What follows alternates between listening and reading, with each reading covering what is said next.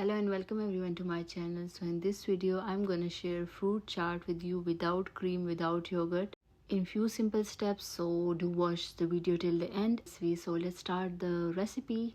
I've taken all the fruits which contain apple, banana, pear, frozen mango, frozen raspberries, chopped them already and now adding them to a bowl. You can add or skip any fruit according to your choice. And I've taken these flax seeds powder. They're very healthy, very rich in fiber, and they have many more health benefits. And I've just added this to the fruits and add some almonds, which is completely optional. If you want to skip, do skip it. And I'm now giving it a very good mix to mix the flax seeds completely.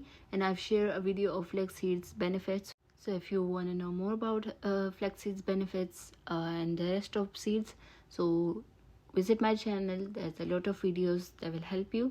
And this is our simple without cream, without yogurt chaat is ready, which is very healthy for your afternoon, evening snacks. So this was a simple recipe. I hope you like it, and I've shared multiple of videos like fruit chaat, chana chaat, and many more.